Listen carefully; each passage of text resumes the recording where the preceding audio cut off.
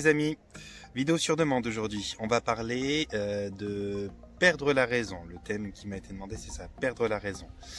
Alors, j'ai demandé quelques précisions, mais c'est toujours dur de s'imaginer ce que visualise une personne quand elle vous demande un thème.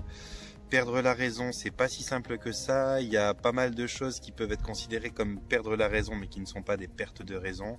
Qu'est-ce que ça veut dire perdre la raison? Je pense que pour chaque personne qui va le dire, ça veut pas dire la même chose. Alors je vais essayer de vous approcher le sujet comme moi je l'ai entendu, comme moi j'ai cru le comprendre. Apparemment, il s'agit de personnes qui, la personne qui m'a demandé m'a fait comprendre qu'il s'agirait d'une personne qui peut même, sans s'en rendre compte, devenir malveillante, mais sans être de cette nature-là à la base, et que la cause serait une perte de raison, une forme de dissociation du corps, de l'âme, du mental, de ces choses-là. Alors, c'est pas aussi simple que ça. Moi, j'ai jamais entendu parler de dissociation de l'âme et du corps. Il y a peut-être énormément de choses. Encore une fois, nous les êtres humains, on veut mettre des mots, des noms et des symptômes, et puis des appellations sur toutes les choses qui nous arrivent. Et puis, il y a pas mal de choses qu'il n'y a pas besoin de nommer. Il y a simplement des hauts, des bas dans tous les fonctionnements et dans tous les aspects de ce qu'on peut vivre. Donc dans tous les fonctionnements de la vie, mais tout n'est pas nominable et tout n'est pas... C'est un peu binaire comme fonctionnement finalement. On se dit, il y a un petit peu que pour les ordinateurs qui a soit ouvert, soit fermé, soit 0, soit 1. Ça fonctionne comme ça, les codes binaires. Mais pour un être humain, c'est pas parce que vous n'allez pas bien que vous allez forcément mal. C'est pas parce que vous n'allez pas mal que vous allez forcément bien. Il y a plein de choses entre deux. Il n'y a pas besoin de mettre 50 millions de noms sur les 50 millions d'étapes qu'il y a entre aller bien et aller mal, par exemple. Là, pour la perte de raison, je pense, moi, que ça a été peut-être mal interprété par la personne qui me demande la vidéo. Tu me diras, Emma, pour pas te nommer si jamais, mais je pense plutôt qu'on est dans un stade d'épuisement assez complet, voire éventuellement par une sorte d'emprise de l'inconscient collectif, ou éventuellement de certaines énergies, voire entités qui auraient pu profiter d'un moment de faiblesse et d'épuisement pour venir investir une personne, se servir, la ponctionner en énergie, et pourquoi pas par ce biais-là et par le fonctionnement même de comment ça se passe, ces choses-là, la rendre un petit peu différente de ce qu'elle est d'habitude. J'imagine que ça pourrait être ça.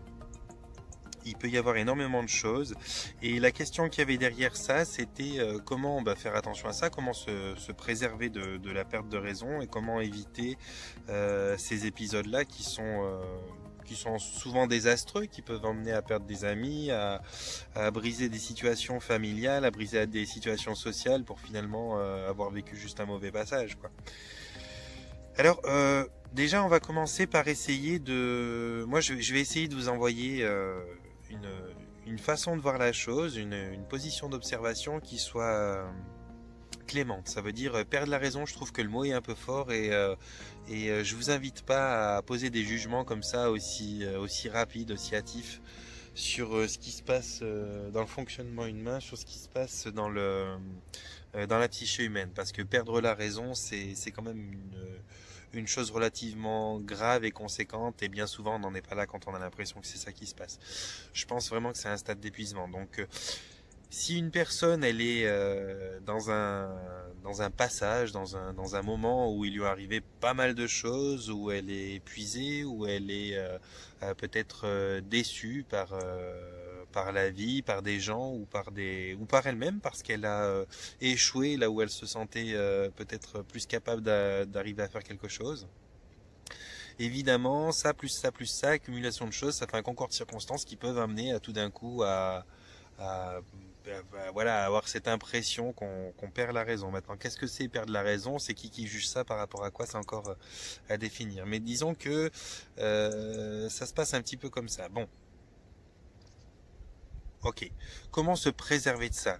Je le dirai jamais assez, je le répète à quasiment toutes les personnes que je suis, je le dis assez souvent, j'envoie des documentaires là-dessus, j'envoie des reportages, j'envoie des témoignages, je ne fais que le scander haut et fort. Vous êtes des êtres naturels, vivants, qui avez besoin de la nature pour vous régénérer. Vous avez besoin de vous charger dans la nature, vous avez besoin de vous décharger dans la nature. Vous êtes réceptif aux énergies telluriques, donc les énergies de la planète Terre. Vous êtes réceptif aux énergies cosmiques. Et donc, si vous êtes simplement boulot, métro, dodo, collé à vos écrans, même si c'est pour y regarder des choses intéressantes, et puis que vous ne vous collez jamais un petit moment dans la nature, quotidiennement, éventuellement si possible, alors peut-être pas dans cette saison, on est bien d'accord, mais si possible, pieds nus pour pouvoir mieux réceptionner les énergies. Et si vous ne prenez jamais l'énergie du soleil, et si votre alimentation n'est pas un minimum correct, et quand je dis un minimum, je ne crois pas que les gens savent aujourd'hui ce que c'est qu'un minimum correct, on est vraiment dans un maximum pourri, eh bien, c'est clair que vous ne pouvez pas avoir une vitalité débordante, vous êtes sujet plus facilement dans ces cas-là à être épuisé, à être habité, à être pollué par tout type de comportement. Vous perdez en patience, vous perdez en énergie, vous perdez en capacité de compréhension, vous perdez en intelligence. Vous vous rendez pas compte, je crois que la plupart des gens n'ont pas idée à quel point, ne serait-ce que l'alimentation, alors l'alimentation à elle seule, peut changer votre niveau d'intelligence, votre niveau de réactivité. J'ai expérimenté à titre personnel et j'ai accompagné plein de gens qui l'ont fait dans différentes formes de nouveaux régimes, qui soient ça, pas des régimes contraignants, j'entends, pour perdre du poids, mais des régimes pour aller bien, pour avoir le bon carburant dans le corps, à base de fruits principalement et de légumes, de fruits secs, de toute forme de choses, en évitant un maximum le sucre industriel, les viandes carnées, accompagné de périodes de jeûne alterné, jeûne sec, donc sans boire. Et les personnes toutes, sans exception, absolument toutes, ont fait ce constat que au bout d'un certain moment, donc ça c'est minimum 40 jours pour, pas 40 jours de jeûne, mais 40 jours de reprise d'un bon régime alimentaire, d'une alimentation qui soit saine et pure, pour vous retrouver à répondre plus vite aux questions, à réfléchir plus vite, à avoir une meilleure mémoire. Donc au niveau intellectuel, bon maintenant ça sort beaucoup de toute façon sur internet, dans les différentes infos, que l'intestin, le ventre quoi, d'une certaine manière, a un gros rapport avec l'intellect, avec le cerveau. Ça serait même notre deuxième cerveau. Ils n'en sont pas encore à parler de la région du cœur, mais on a 3 cerveaux, 3 endroits où il y a des connexions neuronales, où il y a des signaux chimiques entre les synapses et les neurones, car il y a des neurones là-bas. C'est le cerveau, le cœur et le ventre. Donc oui, l'alimentation, votre carburant est très important. Vous le savez, je fais souvent la référence. Si vous mettez n'importe quoi comme carburant dans votre véhicule, c'est clair que ça va pas rouler. Avec du thé froid, une voiture, elle démarre pas. C'est pareil pour votre corps. Il s'adapte, il est hyper résistant et il est hyper courageux de bien accepter toute la merde qu'on lui donne. Mais c'est pas pour autant que c'est le carburant optimal pour qu'on fonctionne bien. Et donc, vous avez tous, moi compris, je me mets dedans, tous une très mauvaise santé finalement alimentaire, à part peut-être 3 personnes sur la planète. On a tous une très mauvaise santé alimentaire et on n'a aucune idée, c'est-à-dire aucune conscience de notre potentiel intellectuel. Et là, il ne s'agit pas des petites émissions où on dit ouais, on utilise 10% de notre cerveau ou je sais pas quelle autre bêtise. Là, il s'agit vraiment de comprendre que si vous le faisiez vraiment, si vous étiez amené à manger tout cru que fruits et légumes. Je vous dis pas que c'est agréable, on n'est pas en train de parler de ce qu'il faut le faire ou pas le faire. On parle juste de ce qui est vrai, on parle juste de la vérité. La vérité, c'est que si vous mangez des produits fruits, légumes crus, que vous buvez moins, que vous mangez moins souvent aussi, que vous laissez plus souvent l'estomac au repos, vous allez vous retrouver inévitablement dans une période très courte à être plus intelligent, ou en tout cas plus capable d'utiliser votre intelligence, plus réactif, plus de mémoire, plus de choses qui vont fonctionner mieux. Alors c'est pas le jour et la nuit, vous n'allez pas être 50% plus intelligent, plus réactif, avec une meilleure mémoire, mais c'est quand même nettement appréciable, ça se ressent, tous ceux qui l'ont expérimenté, moi aussi là-dedans, qui l'ai expérimenté, c'est indéniable. Alors pour vous dire, même actuellement, je suis pas dans un bon régime alimentaire, je suis dans un régime alimentaire à peu près correct, mais je suis pas du tout dans le régime alimentaire qui me fait être optimal au niveau de ma réflexion, parce qu'il est extrêmement contraignant, parce que il y a peu de plaisir, il faudrait réhabituer son palais pendant longtemps, il faudrait ne plus avoir les sollicitations diverses et variées qu'on a dans le frigo, dans les amis, dans les sorties, dans les choses comme ça, pour pouvoir vraiment tenir bon et puis et puis pouvoir rester dans ce genre de régime là. Mais toujours est-il que la vérité, c'est que quand on s'alimente bien, quand on boit moins, quand on mange moins, qu'on laisse plus de repos à la machine digestive, le cerveau s'en porte d'autant mieux. Donc effectivement, si vous prenez du temps pour aller à l'extérieur, pour vous recharger, pour prendre du bon temps, c'est du bon temps, si vous méditez, si vous vous alimentez au mieux possible, si vous évitez toutes les bêtises comme les drogues, les tabacs, les alcools, les différentes addictions qu'on peut avoir, et puis que vous avez une santé émotionnelle saine dans le sens où vous n'êtes pas contraint à travailler dans une ambiance qui est abominable et vous n'êtes pas soumis à un stress conséquent en permanence, normalement vous devriez passer à côté de ces périodes de perte de raison, comme on me l'a qualifié. Sinon, si vous n'avez pas la chance de pouvoir, et je sais qu'il y a beaucoup de gens qui n'ont pas la chance de pouvoir rassembler tous ces paramètres-là, c'est clair qu'il y a plus de facilité à des moments, perdre éventuellement en tout cas une partie de la raison, ça c'est clair. Maintenant, là, apparemment, cette personne-là, comme elle m'a été décrite, elle perd la raison dans des mesures qui sont quand même assez inquiétantes. Et puis ben là, ça veut dire qu'il y a peut-être un stade d'épuisement dû à une hygiène de vie qui n'est pas optimale, et ce stade d'épuisement aurait ouvert la porte, aurait permis à certaines énergies qui d'habitude sont peut-être tenues à distance par une forme d'énergie basique, là aurait peut-être pu s'infiltrer et puis amener à non pas perdre la raison mais être déconnecté, ouais, comme elle me le dit dans la description qu'elle me demande, à être déconnecté d'une certaine forme de protection de sa raison, et puis donc elle a peut-être des gestes, des mots qui sont pas ce qu'elle est elle, et qui sont d'une certaine violence, d'une certaine méchanceté, sans même qu'elle le veuille ou qu'elle s'en rende compte. C'est juste que je pense que là elle est je vais dire ça comme ça, mais elle est dans un mode survie, elle est tenue par les nerfs, peut-être cette personne, et puis ça peut donner cette fameuse perte de raison. Donc moi ce que je vous conseille pour éviter ce genre d'épisodes là, qui sont quand même, on est quand même dans des extrêmes, hein, c'est pas le genre de truc qui va t'arriver parce que t'as fait 2 sorties en boîte de nuit, que t'as bu un peu d'alcool et puis que t'as mal mangé depuis une semaine parce que t'es en vacances. Non, là on parle d'une période conséquente qui comprend le moral, qui comprend le mental, l'émotionnel, qui comprend l'alimentaire, qui comprend l'épuisement physique. On est dans une accumulation, je pense, de différentes choses qui se sont trouvées à un certain moment adéquate à pouvoir laisser venir des énergies en présence, plus cumulées à un endroit qui n'est peut-être pas bien habité à la base. Il faut quand même tout un concours de circonstances pour en arriver à devenir méchant alors qu'on est gentil, pardon, ou alors à avoir des réactions qui sont complètement à l'opposé de ce qu'on est soi. Donc je pense qu'il y a vraiment à vérifier l'endroit, l'énergétique de l'endroit où cette personne est, ou était dans la période où elle a eu ce problème-là. L'alimentation, très très important l'alimentation. L'alimentation dans le sens pas trop s'alimenter non plus. L'alimentation c'est pas que manger bien, c'est savoir aussi ne pas manger de temps en temps. Le temps pris pour se reconnecter à la nature, toucher un arbre, respirer l'air frais. J'en ai déjà parlé, il y a différentes façons de nettoyer nos différents corps. Il y a par l'eau pour le corps physique, il y a par l'air pour certains corps énergétiques, il y a par le feu, par d'autres corps, il y a par la terre. Donc c'est les 4 moyens de pouvoir nettoyer votre corps.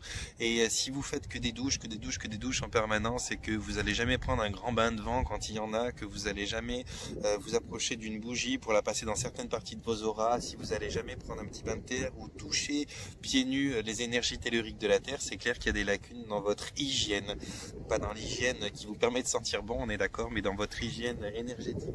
Donc il serait intéressant, j'ai un peu de vent ce matin, j'espère que vous m'entendrez bien, je suis désolé si ça fait donc il serait intéressant de pouvoir prendre connaissance. On est toujours un petit peu là-dessus. De toute façon, l'intéressant c'est pas forcément de trouver la personne qui va vous guérir, mais c'est peut-être d'être un petit peu plus au courant, au fait de comment fonctionne l'humain, de qu'est-ce qui se passe, de comment on se nettoie, de comment on réfléchit, de comment on se repose, de comment on s'alimente, de comment on prend du temps pour soi, de comment on évolue, de comment on s'éveille.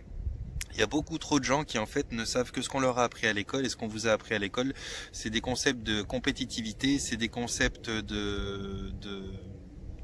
de sociétés qui sont pas dans la bonne direction, d'une société malade, qui a de plus en plus de lacunes et de plus en plus de problèmes, et donc de plus en plus besoin de chercher des solutions pour résoudre ces problèmes. Or, la bonne pensée, la sagesse voudrait qu'on comprenne déjà qu'est-ce qui est nécessaire pour qu'on se sente bien, voudrait qu'on comprenne qu'est-ce qui est positif pour l'être humain, voudrait qu'on adopte un autre rythme, voudrait qu'on ne cherche pas en permanence à vouloir résoudre tous les problèmes, mais simplement qu'on commence à moins en réaliser. Vous voyez, si je prends la logique humaine, on fait tout pour pourrir à peu près tout, on fait tout pour créer, je sais pas, par exemple des produits insecticides qui évitent à certains insectes de consommer un tout petit pourcentage de nos cultures, attention, soyons radins, et donc au bout d'un moment on s'aperçoit après une cinquantaine d'années qu'on est en train de perdre toutes nos abeilles. Qu'est-ce qu'on fait aujourd'hui au lieu de se dire bon ben on arrête cette merde parce que ça bousille nos abeilles? On veut vacciner nos abeilles, on veut même créer des abeilles transgéniques, quoi, qui soient capables maintenant de résister à ces produits pesticides qui sont nocifs pour l'homme d'ailleurs. Mais pour vous dire, la bêtise humaine, c'est non pas de pas avoir une bienveillance pour essayer de faire bien les choses, c'est juste qu'on est con. Faut dire les choses comme elles sont. On est juste des cons gouvernés par des cons. Il y a personne qui se rebelle, il y a personne qui est capable de se rejoindre tous ensemble.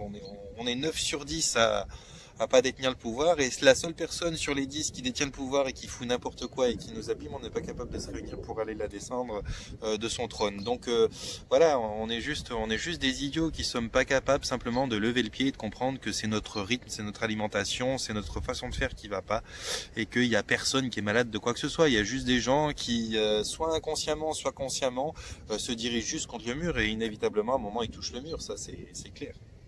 Donc voilà les amis, perdre la raison, ben j'ai pas vraiment envie de vous dire ça arrive comme ci et comme ça, mais je sais comment ça n'arrive pas. Ça arrive pas quand on cherche à comprendre le vivant, quand on cherche à comprendre comment on fonctionne, quelle doit être notre hygiène, comment on doit s'alimenter, comment on doit prendre du temps pour nous, quelle est la qualité d'une promenade en forêt, est-ce que c'est à fond la caisse sur son VTT en parlant que de Pierre, de Paul, de Jacques avec un copain ou une copine, ou est-ce que c'est de se retrouver un petit peu seul, de contempler la nature, d'essayer de méditer, d'essayer de marcher pieds nus pour être connecté aux énergies de la Terre, d'essayer de temps en temps de ne pas s'alimenter, d'essayer de temps en temps des choses qui sont un petit peu, voilà, se retourner vers qu'est-ce que ferait un homme posé sur Terre quand il a encore aucune technologie. C'est un petit peu ça qui fait les bases de comment on fonctionne. On n'est pas fait d'une façon particulière, on est normaux, hein. Si on est né sans chaussures, c'est parce qu'à la base il y a des énergies qui se transfèrent, même si c'est pas visible, même si c'est dur à ressentir. Il y a pas mal d'énergie qui se transforme sous différentes formes, et c'est la forme la plus naturelle que vous puissiez imaginer qui est la meilleure. Donc la forme d'un bébé nu, c'est là qu'on va être le mieux en contact avec son environnement, et notre environnement déjà qui est pas mal abîmé, mais si en plus quand on y est, on est protégé de lui avec des chaussures, avec des vestes, et qu'on a 2% de notre surface visible qui est accessible au soleil. Voilà, là, on se comprend, même moi j'ai 2%, là il fait genre -4, j'ai très très froid, il y a du vent, mais je suis quand même au soleil, et même par -4 j'y suis avec mon chien, et puis je passe du temps là. Il y a un vent de dingue qui est en train de me congeler ce côté là, mais ce vent là je le prends parce que je sais qu'il nettoie certains de mes corps énergétiques, et puis c'est important. Alors c'est clair qu'on pourrait se dire il fait froid, je reste trop chaud, je sors pas, je vais rester à la maison, me faire un bon thé et tout. Ouais, il y a pas mal de choses qu'il faut faire, il faut se bouger, il faut essayer de se mettre en contact. Là je suis assis sur le sol quand même. J'ai le cul gelé pour tout vous dire, parce que j'essaye de récupérer un maximum l'énergie du soleil qui est en face de moi, de récupérer l'énergie du vent qui va nettoyer certains de mes corps, et l'énergie tellurique qui va essayer elle aussi de me donner une forme de nettoyage, de purification et de connexion. Il faut que je m'alimente le mieux possible, que j'essaye de boire le plus possible une eau qui soit, par exemple, je vais vous donner un petit secret, votre eau. Alors il y a plein de choses, vous pouvez mettre des autocollants de fleurs de vie dessous, ou pas mal de choses, mais il y a une chose qui est bien pour votre eau, ce serait lorsqu'elle sort du robinet, de la stocker dans un pot comme ça, et de la garder une 24 heures à peu près dans votre maison pour qu'elle récupère les vibrations de votre environnement avant de la consommer, parce que sinon elle vient de tuyaux avec une compression hallucinante qui a passé par différents foyers avec différents types de pensées, de tristesse, de jalousie, de ci, de ça, et donc vous buvez une eau qui est empreinte de mémoires qui ne sont pas les vôtres, qui ne sont pas forcément bonnes, et juste ça déjà en soi c'est totalement nocif. Donc si vous vous buvez maintenant une eau qui est un petit peu posée chez vous, qui a pu s'acclimater à votre énergie à vous avant de la boire et éventuellement lui envoyer une belle pensée, une belle intention, ce serait merveilleux. Que vous mangez moins de produits carnés, moins de produits industriels et que vous prenez plus le temps de manger calmement, de manger sain, si vous prenez plus de temps pour vous, que vous allez en nature, que vous vous connectez ou vous reconnectez à la nature même du vivant, vous verrez que perdre la raison, c'est des épisodes qui normalement ne devraient jamais vous arriver. Voilà, j'ai pas tellement d'autres secrets pour vous, j'imagine que vous attendiez des choses magiques, j'en ai pas, ça c'est la bonne conduite de quelqu'un qui fait preuve de raison justement. Maintenant, si vous avez besoin d'aide, si vous avez besoin de thérapie, de choses qui vont vous aider, évidemment vous pouvez vous diriger vers moi, je vais pouvoir vous suivre, mais ça va pas passer par des choses magiques que je vais vous faire je vais peut-être vous faire une hypnose ou de la PNL, ou éventuellement même une régressive quantique s'il s'agit d'entités qui viennent et que c'est des épisodes que vous vivez souvent parce que justement vous avez une expérience à vivre à travers ça. Mais je vais quand même vous ramener à une espèce d'école de la vie. Je vais essayer de vous guider vers des vidéos qui soient bien pour vous expliquer l'alimentation, d'autres qui soient bien pour vous expliquer le repos, d'autres qui soient bien pour vous expliquer le fonctionnement des énergies et des différents corps que vous avez. Je vais vous emmener à une forme d'autonomie parce que je pense que le plus important dans tout ce qu'on fait, c'est pas forcément de trouver l'énergéticien ou la personne qui va vous soigner, c'est plutôt de comprendre comment fonctionne le vivant pour passer à travers les gouttes, parce que sinon vous êtes tout le temps dans des mauvaises postures. Voilà les amis, je commence à avoir les doigts gelés, la bouche aussi, j'arrive plus très bien à articuler, je vais quand même m'arrêter. Je vais donc vous envoyer un panier de bisous, je vais vous souhaiter de vous porter bien, de prendre soin de vous, et puis bien sûr, vous pouvez partager ces vidéos si vous trouvez que le contenu peut être intéressant pour quelqu'un. Je vous en prie, abonnez-vous, faites-vous plaisir, venez agrandir cette famille de partage de réflexion, c'est un bonheur de pouvoir échanger avec vous. Vous pouvez mettre un pouce en l'air, ce qui permettra aux vidéos d'être un petit peu plus vues, c'est toujours, ça fait plaisir quand on me met un pouce en l'air, je suis content quand même. Et puis, vous pourrez me rejoindre sur Facebook, je vous mettrai mon lien pour que vous puissiez me retrouver sur Facebook, où j'anime aussi un groupe où je diffuse des vidéos qui sont les miennes et puis des vidéos qui ne sont pas les miennes, justement sur tous ces choses-là, sur les différentes choses qui créent la bonne santé, que ce soit au niveau énergétique, alimentaire, sur tous les aspects de la vie. Donc on peut se retrouver puis partager des choses là-dessus. Moi je demande qu'une chose, c'est que vous deveniez lucide et connaisseur de comment fonctionne la vie.